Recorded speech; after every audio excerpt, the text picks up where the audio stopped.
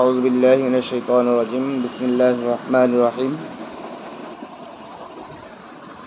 আশা করছি আল্লাহর রহমতে যে যেখানে আছি সবাই আল্লাহর অশেষ মেহেরবানিতে ভালো আছি।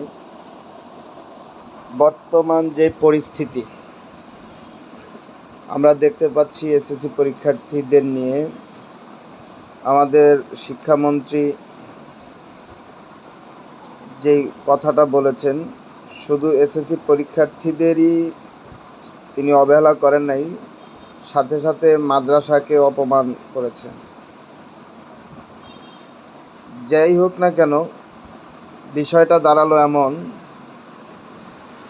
যে আওয়ামী লীগ ফ্যাসিস্ট সরকার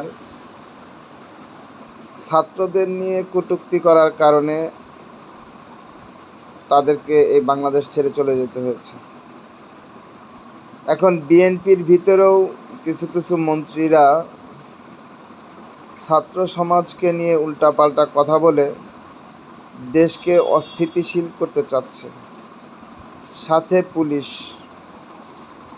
যে হারে ছাত্রদের উপর লাঠিচার্জ করতেছে, তাতে করে সেই ফ্যাসিস্ট সরকারের স্মৃতিচারণ করতেছে।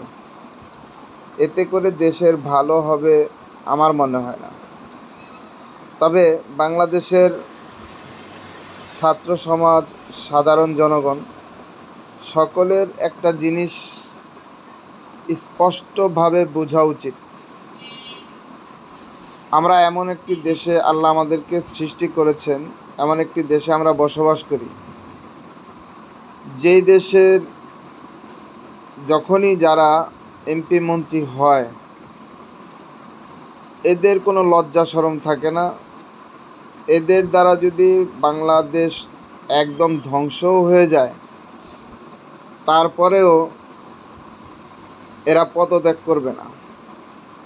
এরা শুধু একটাই চিন্তা করবে যে বাংলাদেশের জনগণ তাদেরকে ভোট দিয়েছে, তারা নির্বাচিত সংসদ সদস্য, নির্বাচিত মন্ত্রী, পদত্যাগ করার কোনো সুযোগ নাই। দেশ ধ্বংস হয়ে যায় যাক, কিন্তু কোনোভাবেই নিজের পথ ছাড়া যাবে না। এই হচ্ছে আমাদের বাংলাদেশের অবস্থা, যার কারণে পদত্যাগ চেয়ে কোনো লাভ নাই।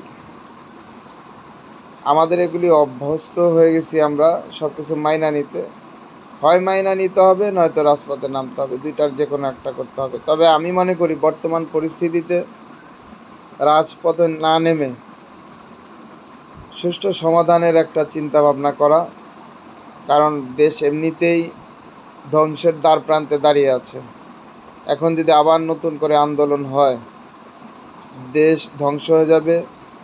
ভারত সুযোগ খুঁজে পাবে এই বাংলাদেশটাকে গিলে খাওয়ার জন্য। তাই সকলেই ঠান্ডা মাথায়, ঠান্ডা মস্তিষ্ক নিয়ে চিন্তা ভাবনা করে সামনের দিকে এগোতে হবে। আল্লাহ আমাদের সকলকে সঠিক বুঝ দান করুন, আমিন।